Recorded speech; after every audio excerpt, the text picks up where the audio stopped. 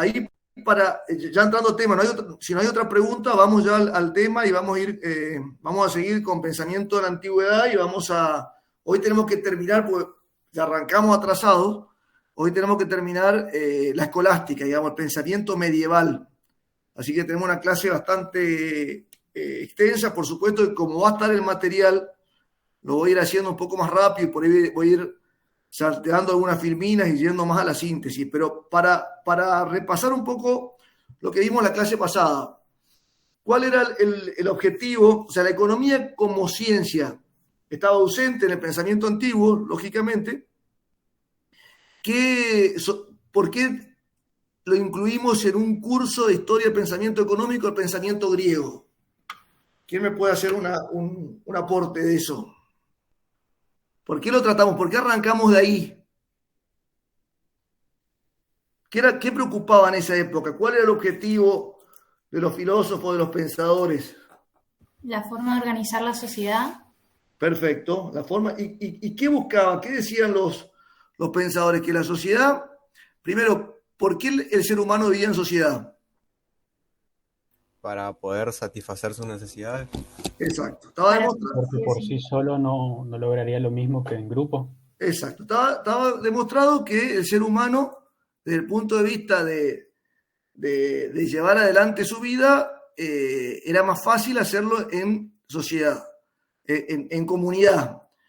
Ahí hay una primera distinción entre Platón y Aristóteles. ¿Qué planteaba Platón respecto de la importancia de cuál era la célula, cuál era la unidad básica del ser humano en sociedad? La división del trabajo. Sí, la división del trabajo era lo que permitía, digamos, lo que daba origen a la vida en sociedad. Pero Platón dice, Aristóteles se diferenciaba de Platón en que Platón decía que era la ciudad o el Estado la unidad económica central, digamos, el hombre vivía en sociedad porque era más fácil cumplir con su objetivo y por eso surgía el Estado. Pero Aristóteles reconoce otras instituciones antes que el Estado. ¿Cuáles eran? La familia. La familia. La familia, lo que él llamaba aldea, digo. Exactamente. Entonces, para Aristóteles está el hombre, se agrupan familias, y las familias en aldeas, y de una comunidad de aldeas surgen las ciudades-estado o el Estado, ¿sí? Para Platón era directamente el hombre y las ciudades-estado. En cuanto al objetivo, ¿cuál es el fin último de la vida del gobernante y del Estado? ¿Qué perseguía? ¿Quería un crecimiento económico, un desarrollo? ¿Qué buscaba? La virtud. La virtud. ¿Qué es la virtud? ¿Vieron? Esa cosa que uno por ahí sabe lo que quiere decir, pero cuando lo tenés que poner en palabras cuesta un poco más. A ver, a todo el mundo, ¿qué es buscar la virtud? O cuando decimos que una persona es virtuosa, o en este caso, cuando decía la búsqueda de los filósofos griegos era los gobernantes tenían como objetivo no el crecimiento económico, no la expansión material de los estados, sino la virtud. ¿Qué es la virtud? Ser virtuoso. Ser bueno en algo.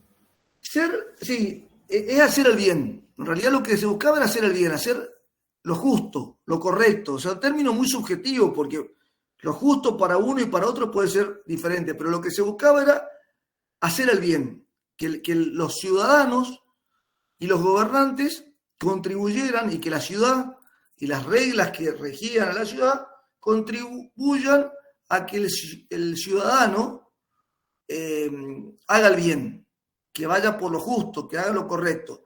Y en eso ambos pensadores, algunos más radicalizados que otros, le tenían, rechazaban qué cosa relacionada con lo material que hoy en día es muy común y que todo el mundo busca. ¿Qué sostenían? ¿Qué era peligroso para el logro de la virtud? La búsqueda de la ganancia, ¿no? Perfecto, muy bien, Gastón, Lucas, Fabricio, no me acuerdo quién más habló. La búsqueda, no tanto de la ganancia, sino de la riqueza.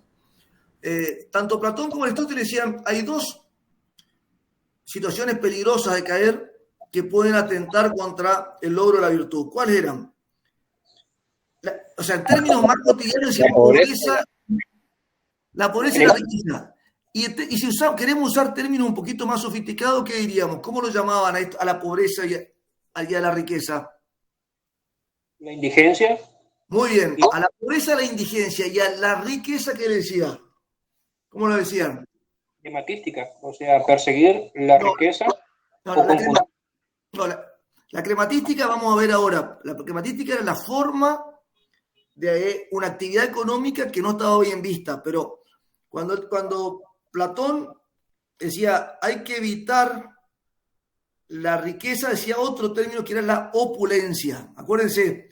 ¿Y por qué le digo que hagan foco en esa palabra? Porque la opulencia, después hay pensadores contemporáneos del siglo XX muy importantes que tienen libros escritos que hablan la sociedad, que hablan de la opulencia y del efecto negativo que tiene en la sociedad, que es el exceso de riqueza, el exceso de poner sobre todo a lo material respecto de lo espiritual o respecto de, digamos, de una conducta no tan materialista. Entonces, ambos pensadores decían, para que la sociedad, la comunidad que se agrupa a la larga en una ciudad-estado pueda cumplir con su objetivo del bien común, tiene que, lo económico tiene que estar descartado. O sea, hay una clase social que es la que tiene que asegurar, proveer los bienes para la satisfacción material,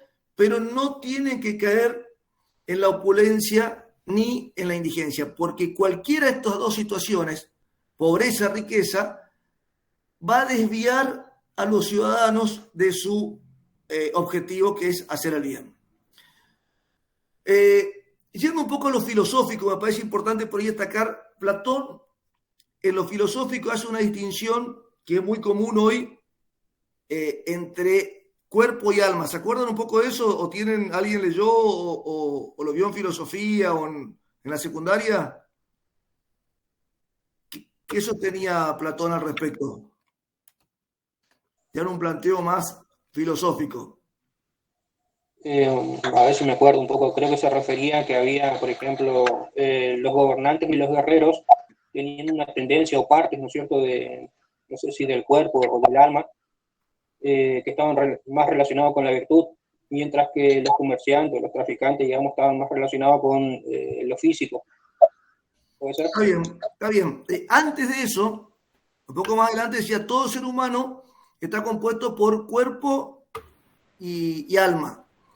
El alma era el que trascendía y el cuerpo era la forma en que en esta vida terrenal la persona, era la forma que adaptaba a la persona en esta vida, pero el alma trascendía a la persona, eso como general. Y después, en la división de clases, Platón era claramente muy elitista, o sea, tenía una visión elitista, era contrario a la democracia. Ahí hay un tema histórico que lo condiciona, porque el maestro de Platón fue Sócrates, y en Atenas Sócrates fue condenado a muerte en un sistema democrático. Entonces Platón dice que la democracia corrompía a las sociedades y lo alejaba de la virtud. Aristóteles por ahí en eso tiene una postura más realista que idealista. Recordemos que Platón nunca vio el estado ideal que planteaba. Sí decía que las clases sociales, a ver, ¿cómo es la estructura social de clases sociales en la antigua Grecia? ¿Quién me lo puede resumir? Abajo de todo, que estaba, que ni era considerado ciudadano. Esclavos. Nadie cuestionaba la institución de los esclavos. Los esclavos eran aceptados y se los asimilaba a los animales de carga. Eran propiedad de los amos y eran quienes debían encargarse de hacer las tareas duras. Arriba de los esclavos ya como ciudadanos que podían participar de la polis, pero no gobernar. ¿Quiénes estaban? Los artesanos y los comerciantes y demás. Exacto. Con cierta, fíjense lo raro o lo diferente a lo actual, ¿no? Con cierta visión peyorativa, sostenían que quienes se encargaban de proveer los bienes materiales a toda la sociedad eran los ciudadanos comunes, artesanos, agricultores, banqueros, que se encargaban de proveer de alimentos y de vestimenta a la población. Arriba de esa franja social que era la que se encargaba de la actividad económica, ¿quiénes estaban? Los guerreros y los gobernantes. Los guerreros y arriba de todos los gobernantes. Los guerreros era la clase social que tenía aptitudes físicas para defender. Recordemos que en esa época Grecia no era una sola, sino que estaba dividida en ciudades-estados que se mataban, vivían guerreando. Lo más conocido por ahí es la guerra del Peloponeso, Esparta, Atenas, hay muchas películas que ilustran esa época, pero no había un Estado organizado con un poder central fuerte. Eran muchas ciudades que competían y aparte con el peligro siempre del ataque externo, del ataque externo por tierras y por riquezas. Entonces, ¿cómo? Entonces, los guerreros eran una casta privilegiada de la sociedad, y arriba de los guerreros los gobernantes, que Platón decía que los gobernantes deberían ser los filósofos, los sabios. ¿Y qué quería Platón para esta clase, tanto de guerreros como de gobernantes? ¿Qué pretendía? Una especie de Que no tengan propiedad privada. comunismo Eso. platónico. Exactamente. El comunismo platónico, que fue siempre ideal, recuerden esto, nunca se aplicó en ninguna ciudad-estado griega, se aplicó el comunismo platónico. Recuerden esto. Estaban las ideas de Platón, pero no llegó a aplicarse. En la Grecia, en las diferentes ciudades de Grecia, sí se practicó la democracia, que fue básicamente en Atenas, o un sistema más de dictadura o más de gobierno fuerte, como puede haber sido en Esparta, pero no, en ningún caso se llegó a aplicar el comunismo que planteó Platón. Estuvo solamente en el campo de sus ideas. ¿Sí? Te pregunto, Pepe, ahí en la bibliografía Sí. habla como que Platón define la aristocracia, la oligarquía. ¿Se podría considerar que era como una concepción de que sea un gobierno aristocrático, digamos? O sea, Claramente él profesaba un gobierno aristocrático, no oligárquico. O sea, él lo decía, el gobierno de los ricos. ¿Por qué? Porque él denostaba o le quitaba importancia a la riqueza material. Él lo que decía es el gobierno de los mejores. ¿Quiénes eran los mejores? Los sabios. Entonces, no es oligarquía, sino es aristocracia. Él decía que ese era el estado ideal, y ese estado a tal punto que esa clase gobernante debía alejarse, no debía estar perturbada por la posesión de bienes materiales. E iba al extremo que sostenía que ni siquiera tenía que tener familia, que tenía que, en el estado ideal, tenía que haber una propiedad común de mujeres. Hoy lo matarían a Platón, imagínate que, y planteaba que los hijos también no debían criarse con los padres, sino debían criarse con ese estado ideal, porque cada uno debía formarse en las condiciones que mejor podía potenciar y hacer fuerte al Estado. O sea, a los chicos había que alejarlos de los padres, y el Estado debía encargarse de elegirles su destino y ver si iban a ser guerreros, si iban a ser gobernantes o si iban a ser comerciantes o productores. Es una cosa bastante... E inclusive cuestiones por ahí media duras vinculadas con la eugenasia, como ser el tema de que los chicos con problemas debían ser, o sea, hoy visto esto, por eso por ahí no está bueno juzgar tanto a los pensadores con la visión de hoy, porque si hoy lo pone a juzgar, la verdad que lo tendría que poner en un sería muy cuestionable en términos de digamos, del elitismo que planteaba en cuanto a el perfil de los ciudadanos. Pero bueno, estamos hablando de 2500 años atrás. Ya dejando a Platón, a ver qué me queda, qué cosas le quedan de duda de Platón. A ver, dejando a Platón, vamos a Aristóteles. ¿Qué queda? Bueno, es importante esto, no busca el desarrollo económico ni la expansión, solo una ciudad estática. Esta frase me parece importante, que está en la Filmina y que está en el libro de Schaeffler, que es: busca una ciudad estática, económica y demográficamente, donde no surja ni la riqueza ni la pobreza. El otro que le decía es: sostiene un dualismo entre cuerpo y alma, el alma es eterna y se aloja en un cuerpo durante la vida terrenal.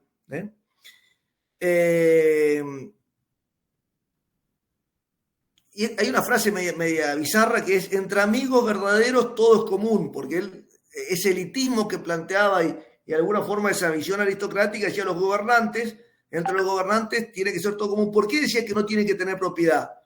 Porque eso lo podía corromper. Y ese comunismo se asemeja mucho más a la postura de la Iglesia que al comunismo que conocemos como sistema político y de propiedad privada, ¿se entiende? O sea, no es el comunismo ruso, el comunismo chino, sino es un comunismo donde los gobernantes no poseen bienes, que de alguna forma el catolicismo con los papas y con los curas tiene una visión así. ¿Por qué los curas no pueden tener familia, no pueden tener propiedades? Porque eso los aleja de su misión, que es justamente el bien o la justicia o la virtud. Acuérdense eso, se asimila más a la cuestión religiosa que a la cuestión de sistemas políticos.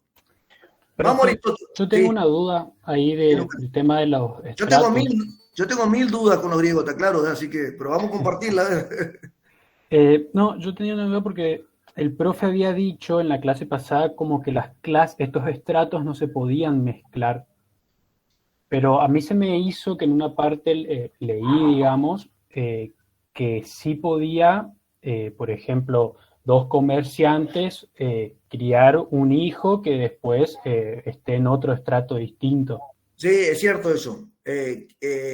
Había tipo un upgrade y un downgrade de clases sociales generación tras generación. Además, en una parte del libro plantea que los hijos de gobernantes separados de sus padres podían no ser aptos para gobernar, o sea, podían no ser filósofos ni guerreros y bajaban a la clase proveedora de alimentos.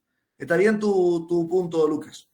Bueno, 3 que me digan algunas características diferenciadas de Aristóteles. ¿Qué dice Aristóteles del comunismo platónico? Lo mata, dice: no, esto no es necesario que sea así. O sea, Se enfocaba más en lo que era la realidad, pues. Exacto. Platón fue un idealista, Aristóteles fue un...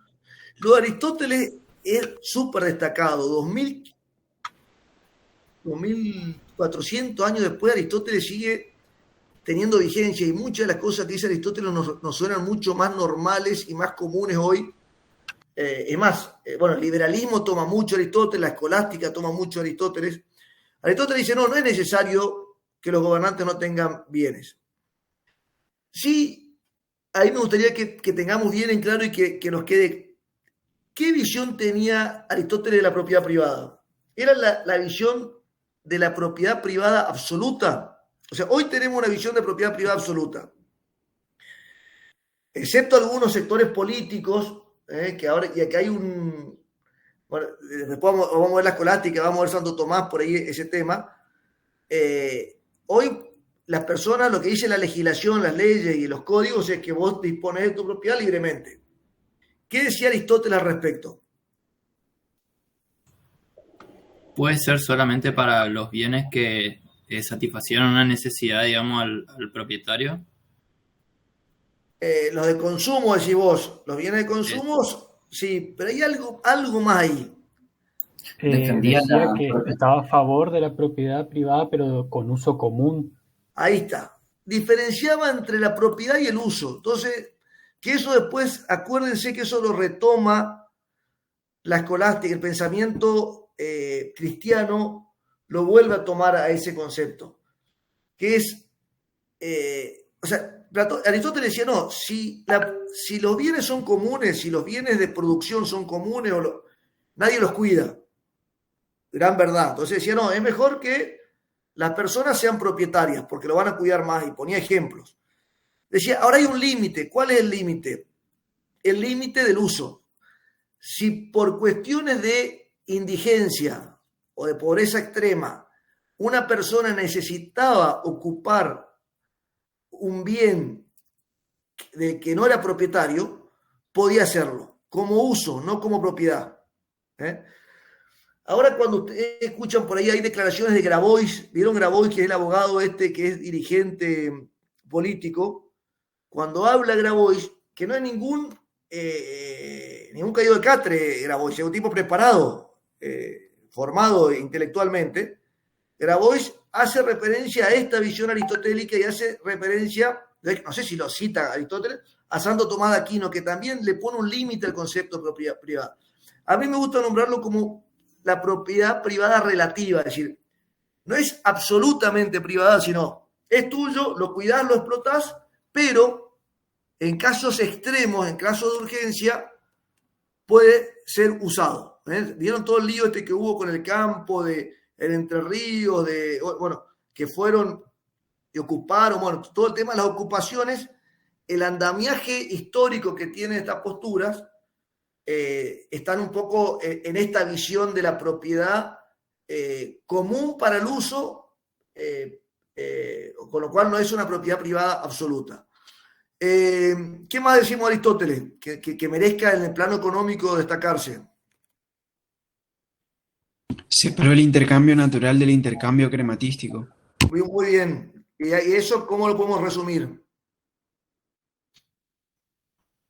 Definió el intercambio natural como el intercambio necesario, el cual permitía la subsistencia, administración y utilización de recursos, y que se usaba para la compra, y al intercambio crematístico como algo innecesario, lo cual definía un comercio o una compra para la reventa, no para el consumo. Bien, bien. Él decía, el intercambio está bueno, pero siempre que sea justo. Como el objetivo era la virtud, la justicia, lo equitativo, decía, si el intercambio implica que uno esté mejor, que uno saque provecho del otro, lo cuestionaba y lo incluía en el concepto climatístico. ¿Qué decía de los préstamos a interés? Lo repudiaba. Exacto, lo repudiaba. ¿Por qué? Porque decía, el dinero sirve solo como medio de cambio, no tiene un valor per sí. Recién con el capitalismo el dinero, este es un punto que es importante que lo tengan en cuenta, porque a lo largo de toda la materia lo vamos a ver.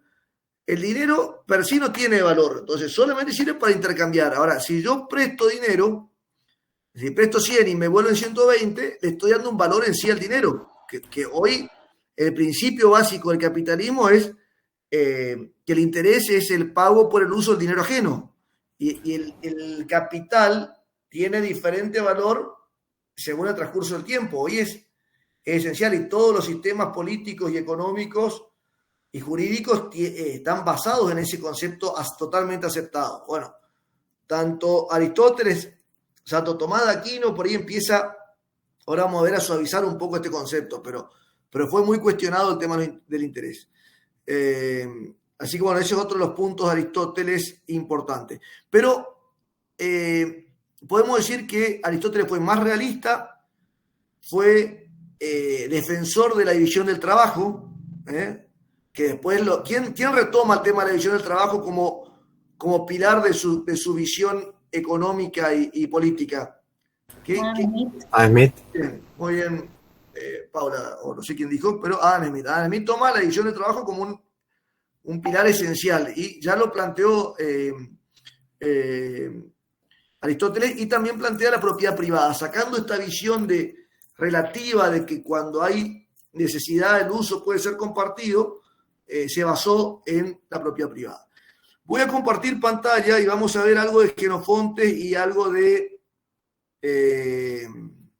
el Imperio Romano, lo poco que por ahí aportó al estado de la economía.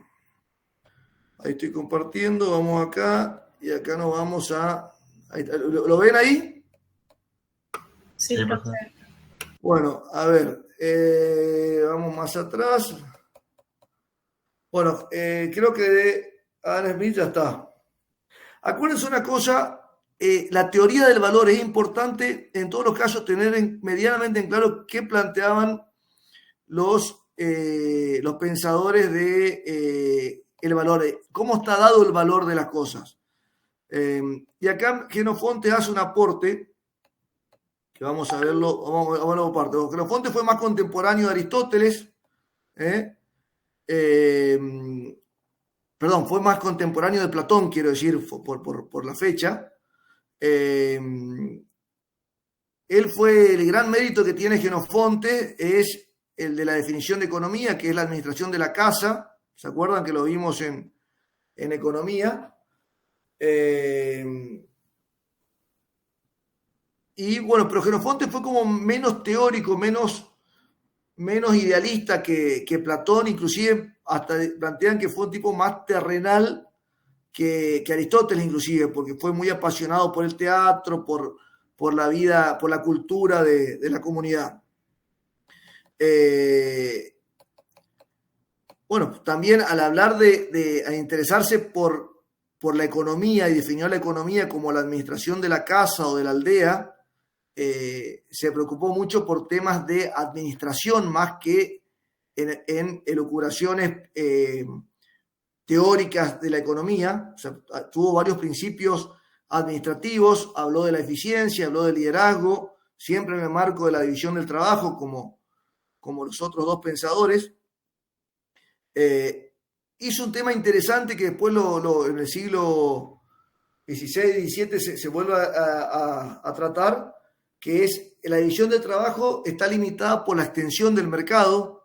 No es lo mismo un mercado de una gran ciudad que de una aldea pequeña, porque en la aldea pequeña hay poca producción, con lo cual con poca producción por ahí es más fácil hacer que una persona haga todo. Recuérdense que Adam Smith planteó su teoría de la división del trabajo y la fábrica de alfileres después de la revolución industrial. O sea, con gran mercado da justificación a la división del trabajo.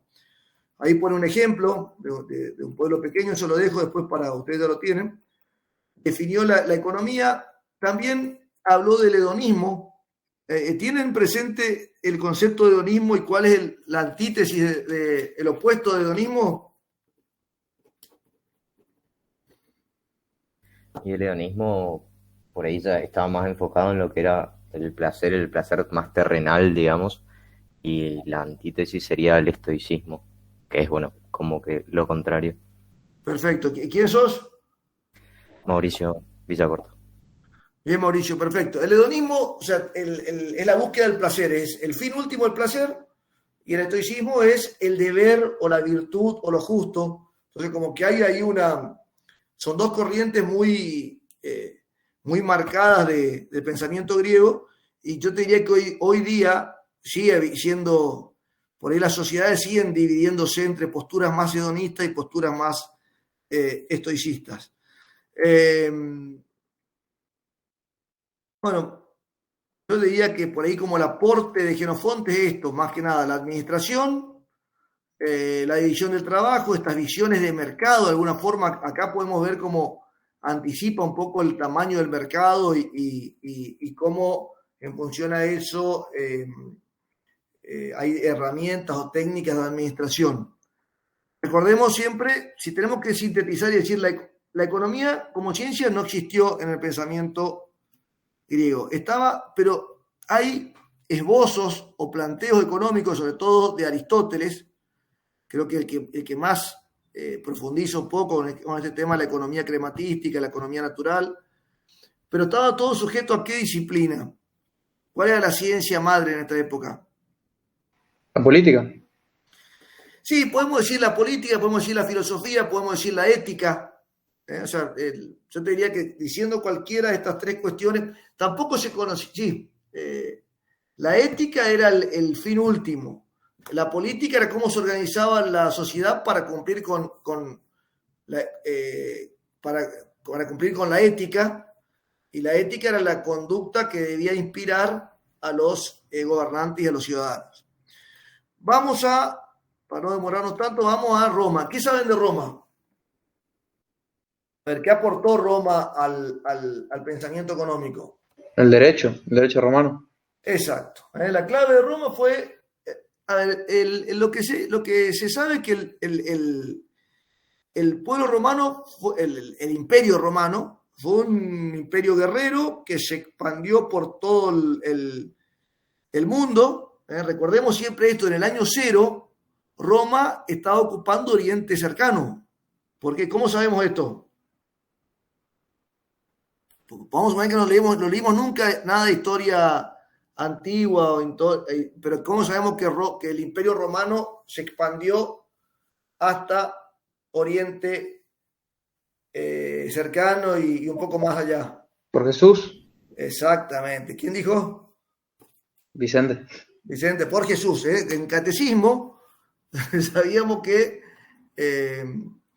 Israel, lo que hoy es el Estado de Israel, pero todo el Jerusalén estaba bajo el Imperio Romano, bajo el mandato, y quienes juzgaron a Jesús fueron los dirigentes, los emperadores romanos, o los que estaban encargados porque estaba tomada o conquistada por... Y después la base del catolicismo nace justamente en Roma. ¿Por qué? Porque uno de sus discípulos se viene a Roma, primero fue cuestionado, perseguido y demás, y después un emperador romano, el último emperador romano, se vuelca al cristianismo, después de haber cuestionado durante mucho tiempo eso lo aprendemos un poco en religión, pero cuando aprendemos religión lo vemos en forma medio mística, con lo cual nos cuesta entenderlo desde el punto de vista histórico, pero todo eso es historia, en realidad es historia, más allá de que uno crea o no que Jesús fue el Dios, Jesús existió y fue una persona clave en la historia de la humanidad. Es más, divide, más allá de la creencia que uno pueda tener de si fue el Mesías, si fue el Hijo de Dios, si resucitó y todo eso, ya va por cada uno. El nacimiento de Jesús y lo que pasó en Oriente Cercano marca la división entre las eras y la historia antigua y la historia media, la historia antigua, las diferentes etapas en que se divide el análisis histórico de la humanidad. Bueno, ¿qué más podemos decir de Roma? Era un pueblo muy práctico, defendía la propiedad privada, ¿sí? Y el pensamiento más fuerte que aportó a la actualidad es el derecho romano. Justamente el derecho romano hoy es la mayoría de los países capitalistas están inspirados en el derecho romano. Y nosotros lo que vamos a ver es, acá sí la postura de la propiedad privada es más dura, no hay una postura tan intermedia o relativa como lo plantearon los pensadores griegos. ¿Y ustedes saben cómo terminó el Imperio Romano? ¿Cuál fue una de las causales de la caída del Imperio Romano en lo económico, en lo material? La economía. ¿Y qué pasó? ¿Cuál fue el fenómeno? La inflación. Exactamente. Fíjense que cómo este fenómeno que a nuestro país lo atormenta, porque somos uno de los 3, 4, 5 países con mayores problemas estructurales de inflación, ya a un imperio superpoderoso como el romano le jugó una mala pasada. ¿Y qué pasaba cuál era el error o cuál era la causa de la inflación en Roma? Las monedas empezaron a venir con menos plata, menos metal, digamos. O sea, se empezaron a falsificar, digamos. Pero porque cada vez tenía menos metal precioso, digamos. Exacto. ¿Y por qué lo hacía? ¿Y por qué pasaba esto? ¿Por qué cada vez tenía la moneda, cada vez tenía menor componente, digamos, tenía más plata o cobre y menos oro, con lo cual se envilecía, se degradaba el valor de la moneda. Hoy, en términos de una economía monetaria fiduciaria, digamos, donde está el dinero fiduciario, se dice que hay mayor emisión. En ese entonces, también el imperio ejercía el señoriaje. ¿El señoriaje qué es? Es el monopolio o el poder de la emisión de dinero. Y para financiar los gastos, el crecimiento de los gastos producto de la necesidad de expansión o del mismo derroche de los imperios, el mecanismo que tenían era envilecer o debilitar el poder de la moneda, con lo cual la aleación, la mezcla de los componentes era cada vez más débil. Incorporaban monedas Entonces, una libra de oro en su momento tenía un equivalente, equivalía a, no sé, creo 50.000 o 40.000 denarios, y después eso fue, cada vez equivalía a una libra de oro a más denarios, con lo cual el dinero valía más. Esto generó inflación y fue una de las causales del debilitamiento económico de Roma. ¿Alguna pregunta? ¿Lo pueden relacionar a esto con la actualidad? ¿Lo ven como algo cercano o no?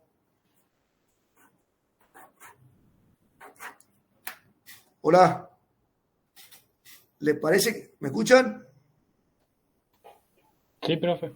¿Sí? ¿Le parece cercano? ¿Le parece como lo llegan a razonar como un tema, si bien pasó hace 2000 años, como algo cercano?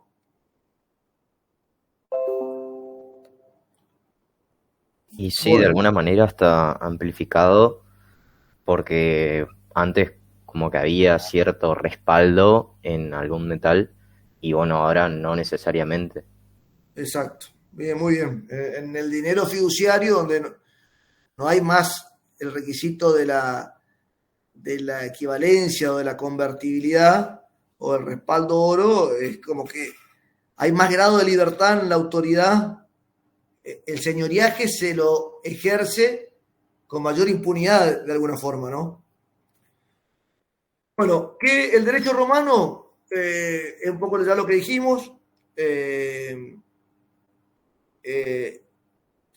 siglo I al siglo III después de Cristo, cuando toma mayor auge y hay muchos intelectuales que reforzaron esta visión del derecho. Y acá fíjense que me parece importante esto: las leyes romanas protegían casi absolutamente a los propietarios en su derecho a usar lo suyo, en la forma en que creyera más conveniente, así como también en lo que se refiere al mantenimiento de la libertad de contrato. Fueron creadores de los contratos, le dieron un marco de respaldo muy fuerte a los contratos entre partes ejercidos y el ejercicio de la propiedad privada, y contrario a lo que pasó antes con Aristóteles y Platón y a lo que pasó después con la escolástica, con el pensamiento medieval, le daban tanta importancia a la propiedad que lo plantearon como una ley natural. Estaba por arriba de cualquier gobierno, por arriba de cualquier otra cuestión. Y otro de los temas que por ahí trabajó el Imperio Romano es con el tema del concepto de las corporaciones, que es muy común en el capitalismo, sobre todo después del siglo XIX, XVIII, que es el tema de la separación, la sociedad anónima, la separación del patrimonio de una empresa respecto al patrimonio de los socios. Que si bien se toma del pensamiento romano, tiene más auge después del surgimiento de las grandes corporaciones, después de la revolución industrial y de la economía de mercado. Y acá me detengo un minuto en esto para dar pie a lo que viene después, que es el cristianismo. ¿Qué planteó el cristianismo en el plano? ¿Qué incidencia tiene la vigencia del cristianismo después de Jesús y de la expansión del pensamiento cristiano por el mundo en el plano económico? Creo que lo que tenemos que tener en cuenta acá es que el cristianismo vino a responder o a dar un mensaje a uno de los dilemas, yo diría que al mayor dilema de cualquier ser humano. ¿Cuál es el mayor dilema de cualquier ser humano? A ver ustedes, ¿cuál es la situación que le genera más incertidumbre, más inquietud, más angustia, más... La muerte. La muerte, exactamente. ¿Quién dijo? Alejandro. Alejandro, perfecto. La muerte. La muerte es, si uno pregunta a cualquier filósofo, a cualquier psicólogo, sociólogo, ¿cuál es el acontecimiento, la situación que genera más angustia a la gente? Es la muerte. ¿Qué solución da el cristianismo a la muerte? Ojo, y esto no es de ahora, no es contemporáneo, es a lo largo de la misma humanidad, desde millones de años, desde el Homo sapiens, digamos, la muerte genera, sobre todo el Homo sapiens, de que el ser humano tiene conciencia y saber, la muerte es un desgarro, es un desprendimiento, o sea, y a pesar de que es algo tan natural para todos, sigue generando mucha angustia, mucha lectura, mucha búsqueda de respuesta a esto. ¿Qué solución da el cristianismo a la muerte? Que hay una vida más allá de la muerte, que puedes acceder al cielo o al infierno según cómo te portaste, digamos. Exactamente. La mayoría de las religiones, y acá nos vamos a poner todo el foco en el cristianismo, la mayoría de las religiones trata de dar una solución al tema de la muerte, una explicación para calmar la angustia que generan sus fieles. Pero el cristianismo, con mucha fuerza, se expande después de que Pedro lleva la palabra de Dios por el Imperio Romano y se expande a todo el mundo, que hay una vida eterna y que esa vida eterna es fácil de alcanzar por cualquier ser humano y que la vida terrenal es efímera y transitoria y que hay un designio ya de que el ser humano tiene que aceptar lo que le toca y que si aceptás lo que te toca y sos manso, tenés una vida más allá de esta, que es una porquería esta, la vida eterna es la que vale. Entonces, esto fue dando mucho poder al cristianismo, porque todos empezaron a militar para ganarse la vida eterna. Y muchas veces dentro de esa visión, la postura o el mensaje de Jesús fue, por ahí hay frases que son medias representativas, pero por ahí como toda frase, por ahí puede ser exagerado, que era la visión de que los grandes tesoros en la tierra podían limitarte a la vida eterna, o sea, te ponían como un condicionamiento, como que la pobreza o la actitud acá más sufrida te daba más chances de llegar a la vida eterna. Entonces, el cristianismo en ese sentido fue como un freno generó una falta de incentivo al crecimiento económico. Después vamos a ver lo que pasó en la Edad Media, que fue una etapa bastante oscura y una etapa muy larga con muy poco crecimiento, y donde la Iglesia pasó a ser la institución poderosa en la etapa feudal. Pero en sí la idea esta de la vida eterna como importante y la vida mundana como efímera y muy transitoria, generó en lo económico y en el crecimiento económico, generó como un límite. A ver si ustedes recuerdan, hay un autor que trabaja sobre esto, un autor contemporáneo que lo vamos a ver después en algún momento, que habla de la influencia que tiene el cristianismo y sobre todo el protestantismo sobre el capitalismo. ¿Quién recuerda? Max Weber. Perfecto. ¿Cómo era su obra?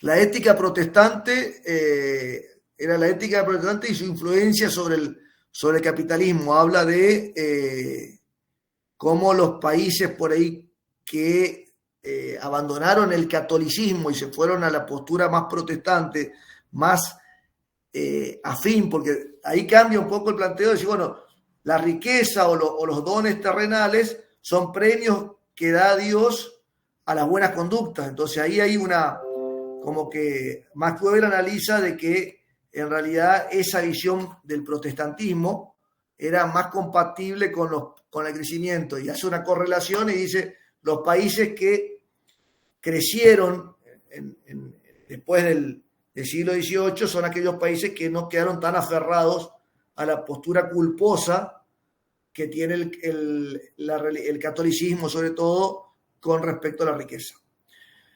Pero bueno, eso vamos a ir viendo en el capítulo 2. Bueno, con esto más o menos terminamos pensamiento griego. Yo le diría que lean, sí o sí que agarren el libro de Schaeffler y por lo menos le den una mirada. ¿Alguna pregunta? Y nos vamos a pensamiento en la Edad Media. ¿Alguna pregunta de pensamiento en la antigüedad? Bueno, ¿qué tenemos en el pensamiento de la Edad Media? ¿Cuál es la Edad Media? Caída del Imperio Romano Occidente. Acuérdense que cae el Imperio Romano y Europa y Occidente entra en una crisis de organización y queda sometida a constantes ataques digamos, de los bárbaros y de las diferentes civilizaciones que pretenden hacerse cargo o quedarse con lo que fue el Imperio Romano. Y el Imperio Romano, ¿qué hace? Se instala en Oriente, en Constantinopla, la actual Estambul. Siempre se dice que la Edad Media fue una edad oscura, una edad con muy poco crecimiento. El gráfico que mostramos la otra vez muestra que hubo muy pocos avances en la economía y en lo productivo y en las ciencias. Y la característica es que en esta etapa fue el cristianismo, no solo el catolicismo, sino el cristianismo, porque el catolicismo después, con el cisma de la iglesia, cuando salen los protestantes y demás, queda un poco la institución de la iglesia católica apostólica romana, pero fue toda la corriente cristiana la que se preservó dos atributos claves. Uno, la homogeneidad del poder en los diferentes, o sea, caído el Imperio Romano, los reinos y las ciudades se recluyen en los feudos para protegerse de las invasiones y de los ataques, y cada feudo es como que se atomizó el poder y la cultura en Europa. Y el catolicismo planteó la posibilidad de homogeneizar el poder. A tal punto que una de las salidas de las personas era hacerse cura, porque siendo cura o siendo seguidor del cristianismo tenía acceso al conocimiento y a un mejor vivir. Entonces, por un lado, el cristianismo se constituye en el poder de la Edad Media, reemplazando al imperio y reemplazando a los reinos, y por otro lado, las sociedades se debilitan y se atomizan para protegerse de las invasiones bárbaras y arábicas. La cultura en sí, durante mucho tiempo, la cultura greco-romana desaparece, porque este cierre que se hace en los feudos, sumado al peligro de las invasiones y a la destrucción de muchos de los trabajos de los griegos y de los romanos, que recién en el siglo XI vuelve a aparecer, es como que la cultura pasa a estar oculta, digamos. El único acceso al conocimiento lo tenía el cristianismo. Bueno, acá un poco ustedes pueden leer que la desaparición de la paz romana, que en algún punto el Imperio Romano garantizaba cierta paz y cierto crecimiento económico. Entonces la economía se vuelve rural o doméstica, y la organización de esa economía es la organización feudal, que ahora la vamos a ver. ¿Por qué se difunde el cristianismo acá? Con más razón, porque a las angustias y al hambre y a la pobreza y a la indigencia que viven los seres humanos, el cristianismo pasa a ser un mensaje esperanzador. Me banco esto que tengo porque hay un mundo mejor después de muerto. Entonces el cristianismo, el mensaje llega mucho a las personas y se constituye en poder. Ahora vamos a ver cómo pasa a ser la institución que fija las reglas de conducta y las reglas, y a la vez una institución que se fortalece económicamente en demasía. Y por otro lado, el cristianismo pasa a ser la institución que transmite conocimiento y cultura. Las universidades que surgen en el siglo XIII, gran parte estaban bajo el dominio, bajo el mandato, la coordinación de los ya de la iglesia, digamos, como institución, bancada por la iglesia.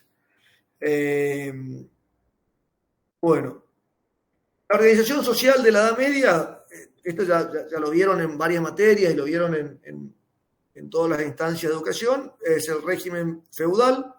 El régimen feudal, a diferencia, establece la servidumbre, es decir, los esclavos ya no tienen las características totales de pertenencia al amo, sino casi totales, ya que los siervos en realidad mantienen cierta independencia, pero quedan atados a la tierra, digamos. Los siervos se diferencian de los esclavos en que tienen personalidad legal, son personas, pueden disfrutar de algunos bienes que le asigna el señor feudal, pero seguían atados a la tierra donde trabajaban.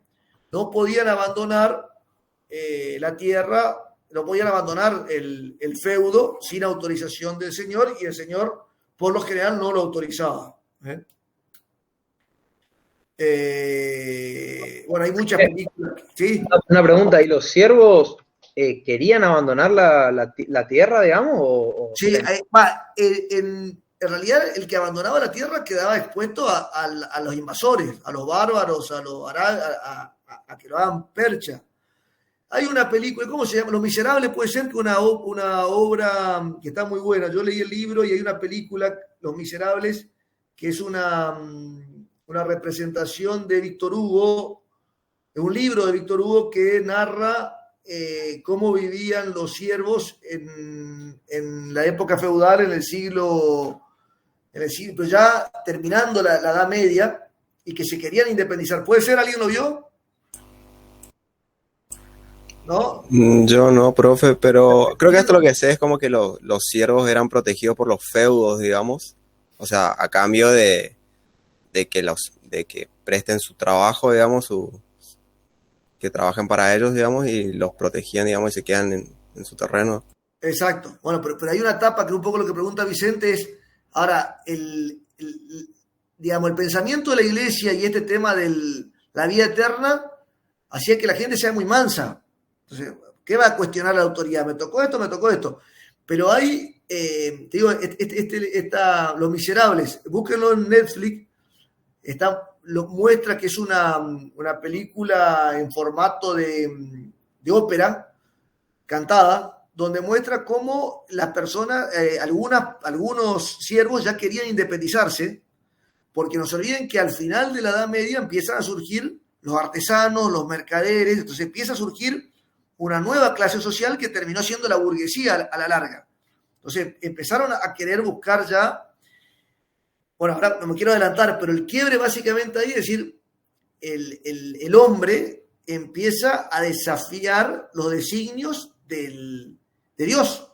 Ya deja de creer en Dios y en tener miedo a Dios. Y ahí es cuando empieza a querer buscar su propio camino. Sí, en forma, digamos, no puedo decir que en forma generalizada querían liberarse, pero sí, había, aparte el hambre, la malaria y las situaciones que pasaban eran muy, muy, muy fuertes, muy marcadas.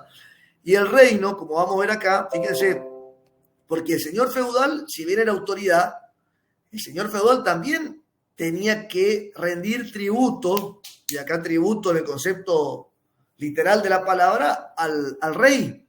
O sea, el feudalismo, ¿cuál es la estructura?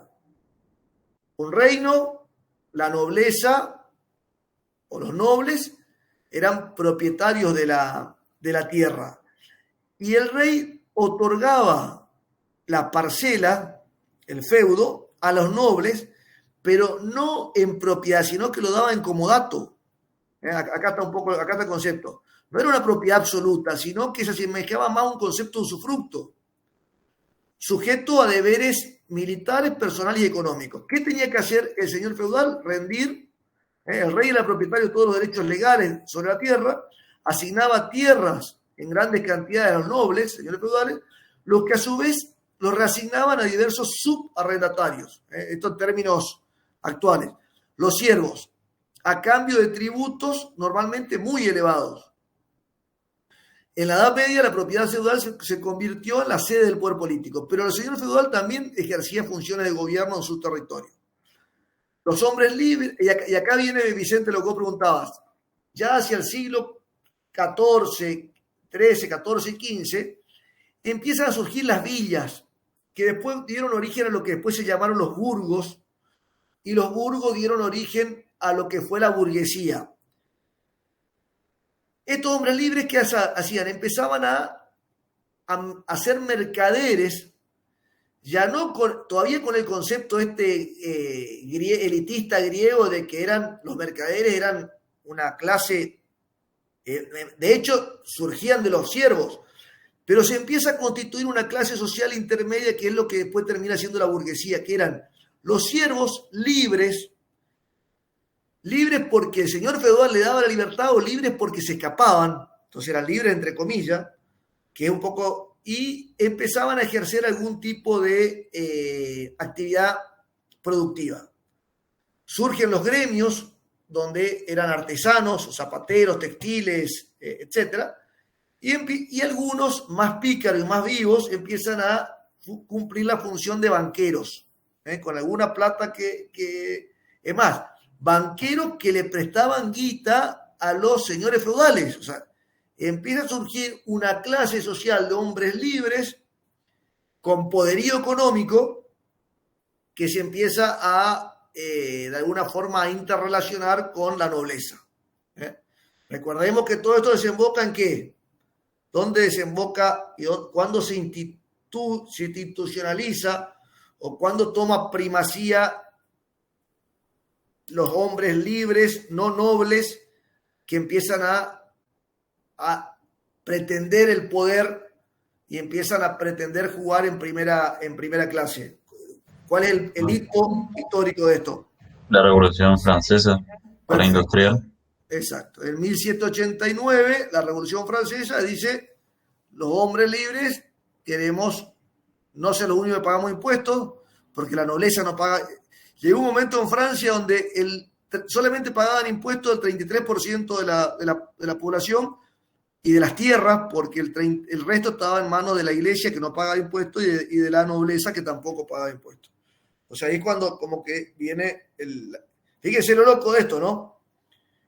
100 años después, Marx dice que la burguesía que venía de atrás y que la burguesía destrona a los nobles, provocando una revolución, y de ser una clase postergada pasa a ser la clase poderosa en los estados nacionales, con democracia, con capitalismo. 100 años después, Marx dice la burguesía, la clase elitista, y que sojuzga a los trabajadores, ¿no? O sea, cómo se va dando un proceso de de clases que se imponen y que se posicionan arriba y genera la reacción de los postergados o de los no favorecidos de esa situación. Bueno, acá viene, en estas villas, que después se convirtieron en burgos, nacen las artesanías, y acá hay un punto importante, que es que las artesanías forman gremios, pero no son los gremios de trabajadores que tenemos actualmente, sino son gremios de empresarios, vendría a ser las cámaras empresarias, los gremios de los zapateros, de los textiles, donde se regulaba el acceso de nuevos emprendedores a la actividad. Bueno, dice, la sociedad era concebida como un cuerpo en el que cada clase social tenía una función diferente que desempeñar. Gracias al cumplimiento de las diferentes funciones. Che, discúlpeme, pero no sé si hay alguien que quiere entrar. Yo no miré, no. Espérenme, porque si alguien quiere entrar después tengo que... No, me debería aparecer acá, ¿no? Porque una vez que compartir no ves la pantalla. A ver, si dejo de compartir, si veo si hay alguien que quiere entrar. No, le tiene que aparecer, profe. No. ¿Puedo decir que proyectando también me aparece? Bueno, sí, por lo visto sí. Bueno, Sí, le aparece. Bueno, seguimos entonces. Yo voy un poco rápido, pues la idea es terminar esto hoy. Cualquier cosa me interrumpen, si por ahí quieren ver algo más. Entonces, plantea que estas clases sociales, cumpliendo su rol, generaban una armonía en la comunidad. Entonces, la sociedad medieval estaba dividida internamente en clases, de acuerdo con el sistema feudal, se caracterizaba por cierta unidad que le daba un concepto de comunidad universal. La comunidad universal de la clase de la Edad Media era una comunidad de creyentes profundos. Fíjense acá, esto es importante que lo marcamos. Comunidad de creyentes profundamente preocupados por la salvación eterna. Recuerden esto y vamos a compararlo con qué pasa en la etapa de la Ilustración, en la etapa del descubrimiento de las ciencias, donde se da, así como yo le conté recién la tensión que se da entre las clases económicas, se da una tensión muy fuerte entre los científicos y la iglesia, porque los científicos empezaron a desafiar esta paz, este equilibrio de la comunidad universal. La iglesia hasta acá, hasta el siglo XVII, pasa a ser la intermediaria entre el hombre y Dios. Y el hombre no desafiaba. Esta es una etapa caracterizada por el teocentrismo, o sea, Dios estaba en el centro de todo. Y eso fue reemplazado en la etapa de que empieza con el Renacimiento, después va la Ilustración. ¿Por qué visión? ¿Cómo se llama la visión que reemplaza el teocentrismo? El antropocentrismo. Muy bien, el antropocentrismo. El hombre en el medio, y el hombre no tiene por qué estar sometido o tener una vida pasiva, sino el hombre, a través del conocimiento, de la ciencia y de la libertad de todo tipo, surgen los derechos del hombre, que nacemos libres e iguales ante Dios y ante la sociedad. El hombre se plantea desafiar todo preconcepto establecido por la autoridad. Profe, pero eso ya no tenían los griegos ya. Buena pregunta. Los griegos, en realidad, los griegos tenían filósofos, y sí, mucho del pensamiento griego se retoma en la etapa del liberalismo, después de lo toma San Agustín algunas cosas, y después mucho de Aristóteles es un referente de la postura liberal. Pero en realidad el fin último de las sociedades griegas era otro, me parece. Eran como que eran sociedades más chicas, había miles de personas como mucho, estaba la esclavitud, con lo cual no era que eran todos exactamente iguales. La esclavitud marcaba dentro de la raza humana una institución de segunda, y me parece que sí, que por ahí no eran monoteístas, sino eran politeístas, creían en varios dioses, pero sí, no estaban sometidos, a ver, yo te diría así, Vicente, no estaban sometidos al poder de la iglesia porque no había ningún poder religioso tan fuerte. Tenían sus miedos, tenían sus mitos, tenían sus dioses, pero eran dioses muy vinculados con la naturaleza. O sea, yo te diría que quizás fueron más desafiantes que durante todo el oscurantismo de la Edad Media. Por eso, a la Edad Media y a la etapa feudal hay muchos autores que yo por ahí creo que no soy tan duro, juzgar tan duro, pero como que durante 1200 años hasta el siglo XV, XVI, no hubo pensamiento, no hubo avances importantes en el ser humano. Era como que Occidente estaba partido, estaba escondido detrás de los feudos. Y la etapa del Imperio griego y el Imperio romano fueron etapas prósperas. No sé si respondo, si te cierra más o menos. Igual, en todo esto siempre hay cosas por agregar. Pero buen punto, buena pregunta la tuya. Bueno, la iglesia, pasamos ya a la iglesia, hablamos mucho de iglesia, monopolizó el conocimiento, los libros. Ustedes sabían que en el siglo XVII, XVIII, si vos querías, los únicos que tenían acceso a determinados libros de pensadores eran las universidades de la iglesia. Había libros que estaban escondidos, prohibidos, y que solamente en la iglesia podía leerlo. Después cuando veamos el pensamiento argentino, Belgrano, o Moreno, cuando fue a estudiar a Perú, fue a estudiar un convento porque era la forma de acceder a los libros de los pensadores liberales. Acuérdense de la Inquisición, donde la iglesia no permitía que el pensamiento desafiante y de las ciencias, que incentive el desapego del ser humano al miedo a Dios, se expanda. Entonces solamente podía estudiar ahí en esos ámbitos. Sistema gremial, ya hablamos, no son gremios de trabajadores, sino son gremios de empresarios, donde se decía cómo se podía trabajar y donde se regulaba el acceso.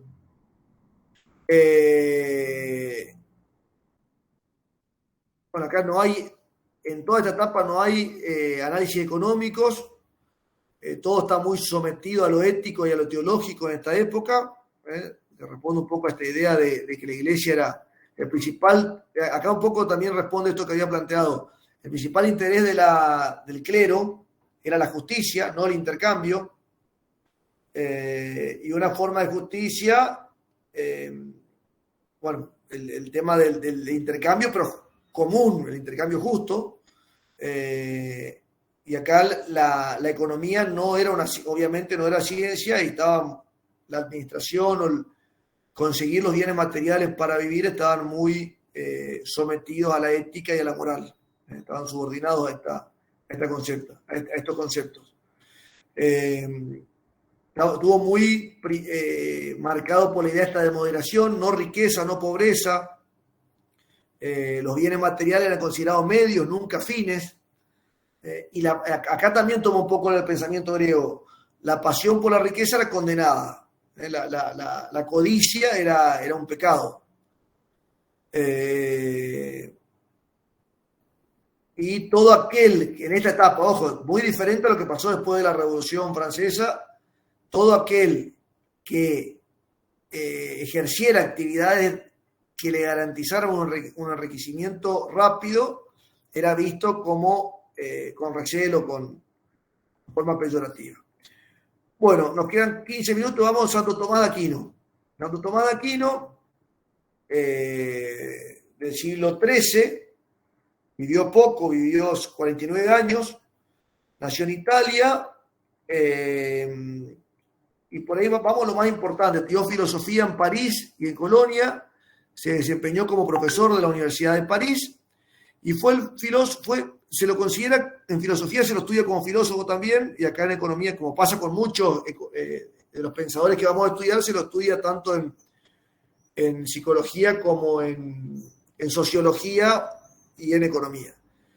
Fue el filósofo que más contribuyó a la aceptación de Aristóteles por la filosofía cristiana. O sea, el pensamiento cristiano muy conservador tenía cierto recelo a Aristóteles, y fue Santo Tomás quien como que amigó las posturas de Aristóteles con los teólogos con la Iglesia, pero con la oposición de los teólogos conservadores, que fíjense, los teólogos conservadores confiaban que un filósofo pagano, que no profesaba el catolicismo, porque no había en ese entonces el catolicismo como tal, el cristianismo nace con Cristo, un filósofo pagano que llevaba filtrado a través de comentarios musulmanes. ¿Por qué esto?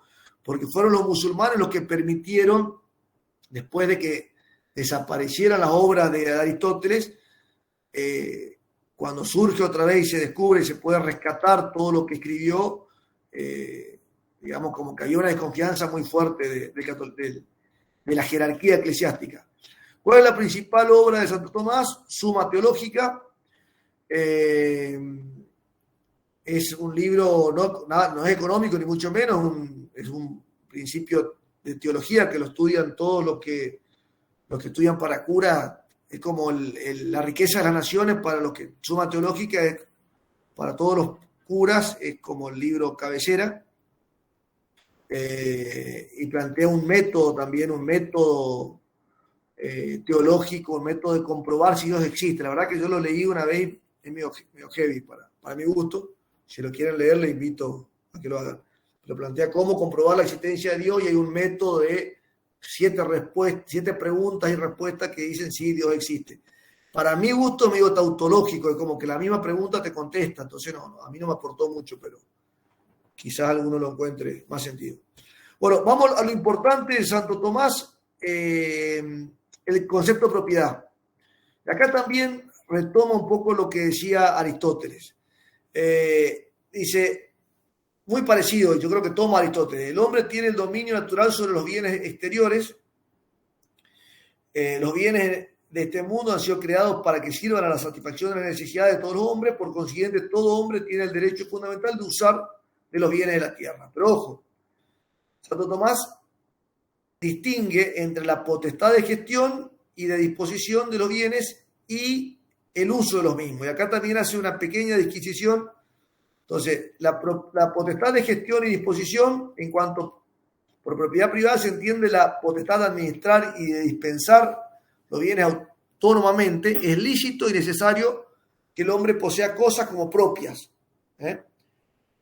Son mejores administradas, habrá más orden, habrá más paz si hay propiedad privada de los bienes. Pero, ojo al piojo, el uso de las cosas exteriores, el derecho de propiedad privada que legitima a Santo Tomás es el que hace que, mediante la apropiación privada, los bienes cumplan su finalidad natural de servir a la satisfacción de las necesidades del género humano en su conjunto.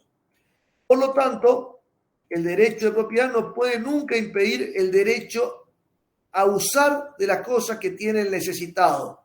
Y acá vuelve el tema de la indigencia, de la pobreza, porque lo primario es el destino universal de todos los bienes. Esto creo que Grabois, creo haber leído en alguno de los artículos, que hacía referencia al destino universal, que a todo el mundo se escandalizó, pero en realidad está tomando un escrito de 900 años para atrás, pero bueno, Santo Tomás lo planteó.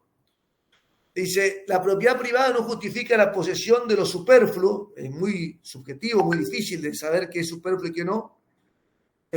Santo Tomás considera que los bienes superfluos son debidos por derecho natural al sostenimiento de los pobres. Esto como que te da la idea de decir, bueno, puedes tener 2 casas, 2 autos, y si tenés más que eso ya tienes que ir a los pobres. Podría interpretarse de esa forma. Pero, ¿qué cuestión contradictoria empieza a pasar en esta época con la Iglesia? A ver ¿quién recuerda o quién interpreta? Porque estos son los planteos teóricos, pero en la práctica, ¿qué era la Iglesia? La Iglesia era la institución más poderosa y más rica del mundo. Era como el juez, digamos, también.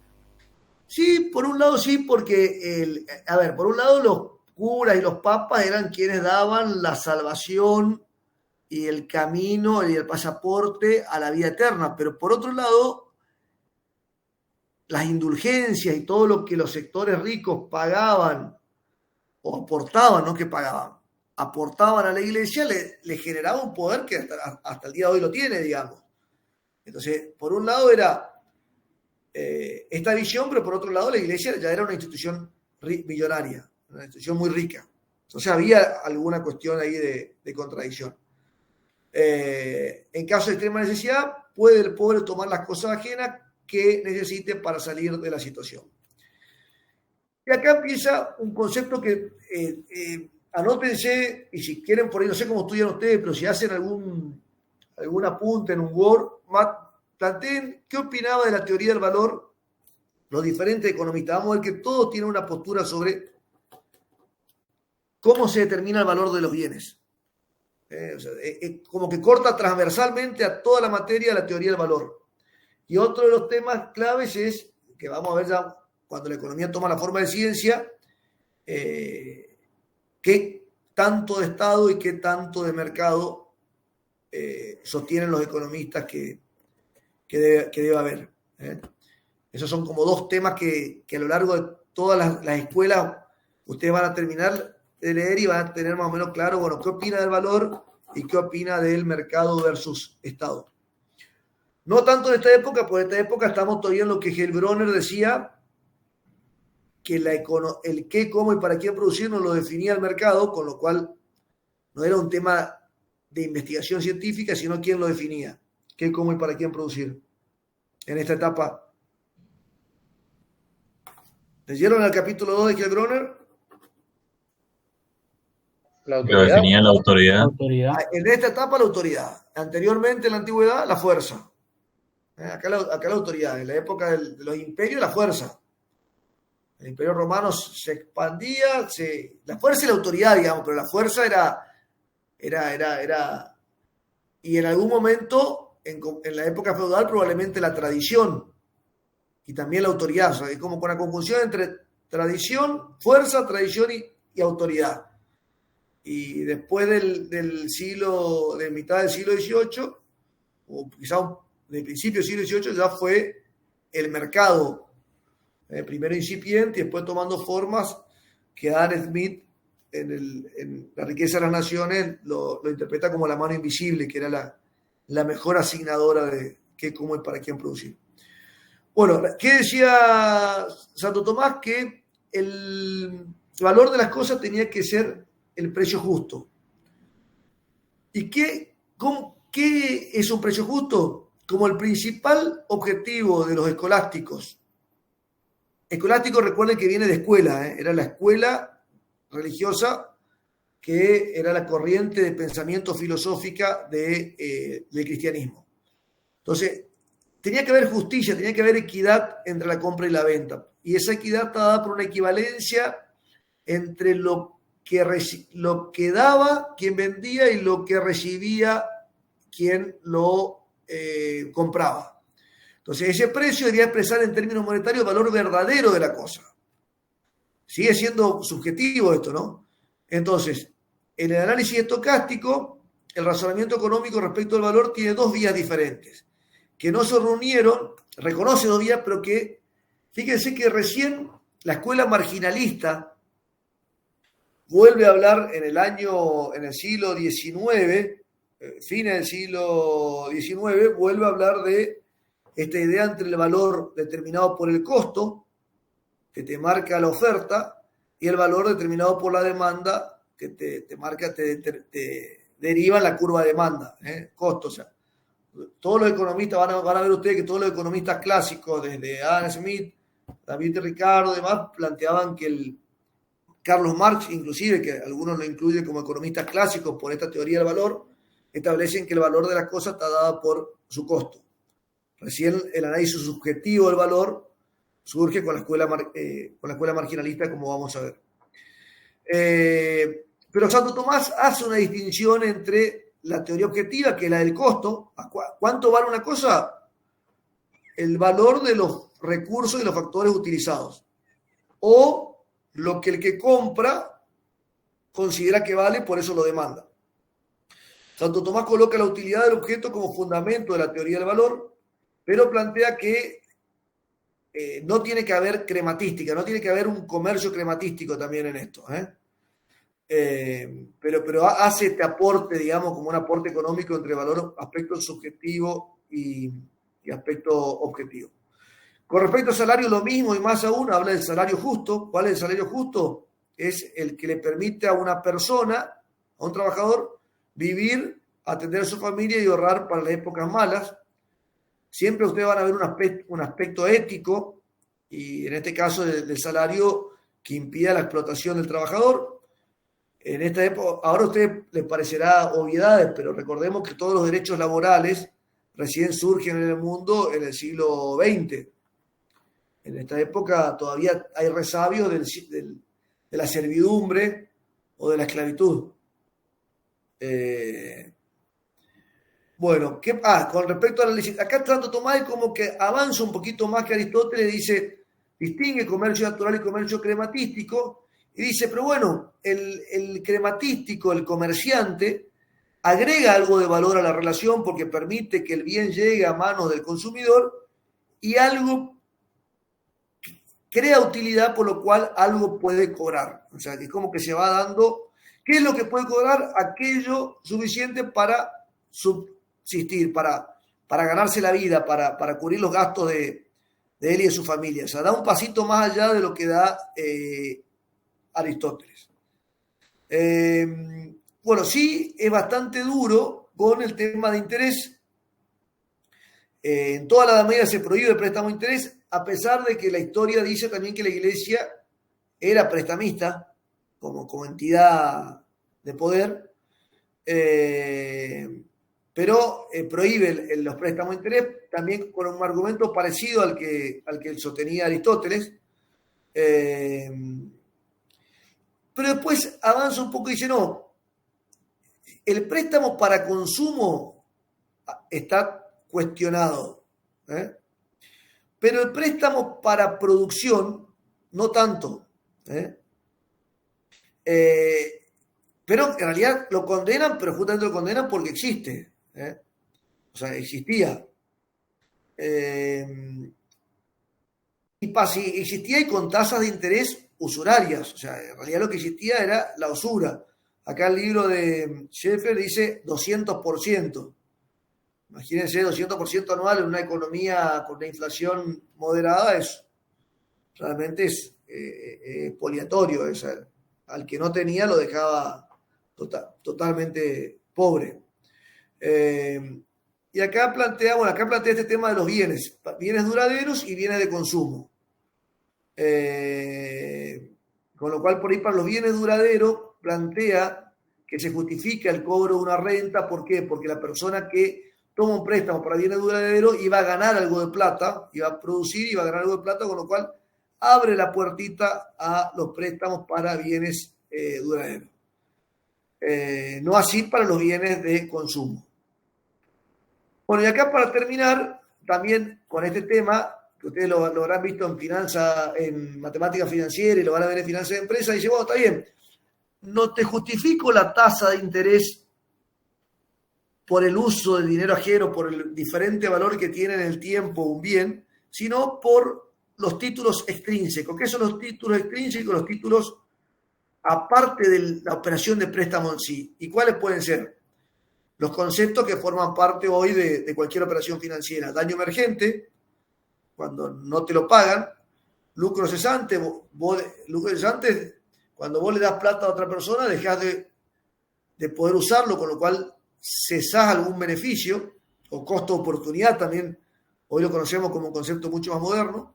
Hay un riesgo de que no te devuelvan y hay un riesgo de que te paguen en mora. O sea, en realidad empiezan a justificar un poco el tema de los préstamos para bienes de producción, no para consumo.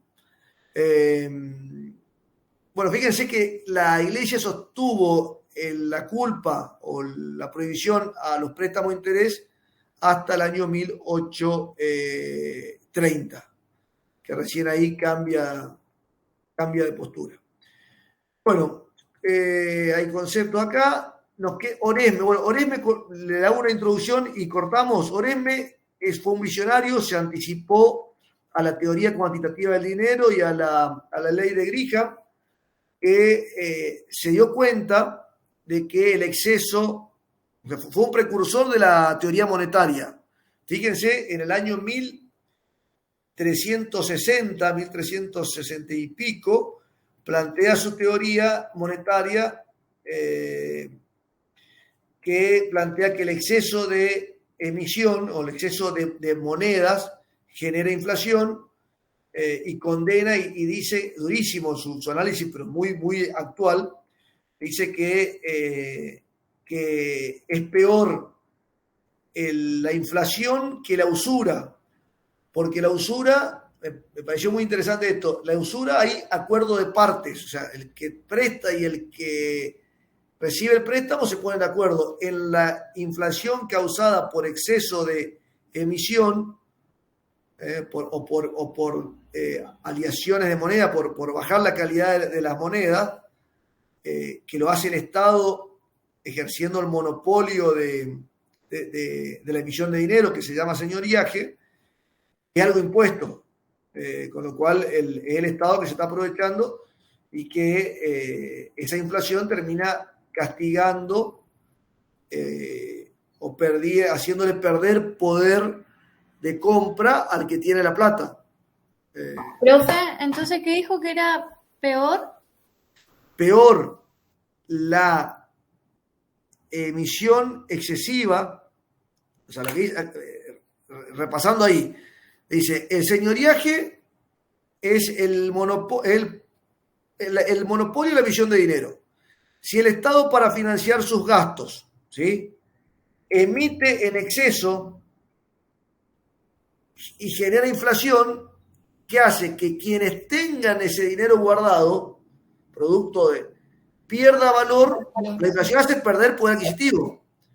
Entonces, planteaba que era un abuso del comportamiento del Estado sobre los habitantes, porque le hacía esa política de monetaria expansiva, o esa, no se lo nombraba de esa forma en ese entonces, pero esa emisión excesiva que generaba pérdida de poder de compra porque los precios subían, era una estafa que hacía el Estado a los habitantes.